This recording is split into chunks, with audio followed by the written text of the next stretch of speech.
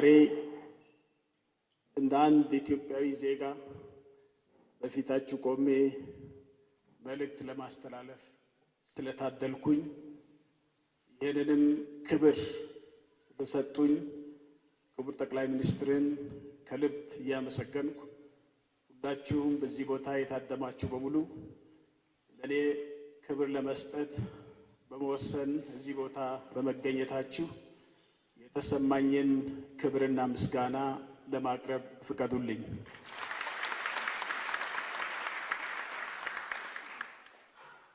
ዛሬ የኢትዮጵያን ሕዝብ ባገለገልኩባቸው ጊዜያት ስለተፈጸሙ ጉዳዮች ለመተረክ ሳይሆን ምስጋና ላቀርብላችሁ በፊታችሁ ቆሜያለሁ። ዕለቱም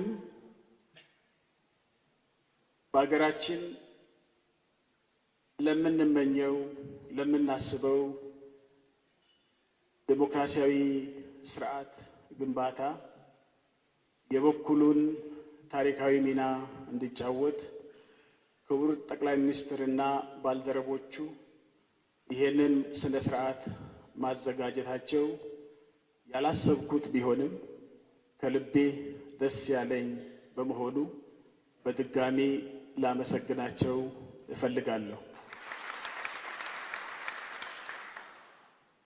አንድ ነገር ግን መናገር ይፈቀድልኝ።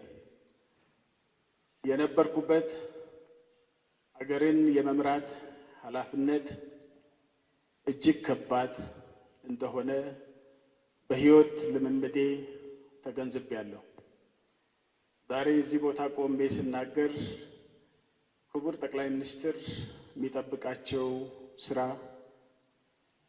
ከሻን የሚያሳምን ወገብን የሚያጎብጥ እንደዚሁም ደግሞ ከፍተኛ ትዕግስትን የሚጠይቅ የብዙዎቻችሁን ድጋፍ የሚሻ ጉዳይ እንደሆነ በውስጤ ይመላለሳል። ስለዚህ ከኔ ንግግር በላይ የሚያሳስበኝ ክቡር ጠቅላይ ሚኒስትር እንዲሳካላቸው ካስፈለገ የሁላችሁም የማይነጥፍ ድጋፍ ስለሚያስፈልጋቸው እኔ እንግዲህ ከተሞክሮዬ ተነስቼ እባካችሁ ከመተቸት በፊት ድጋፍ፣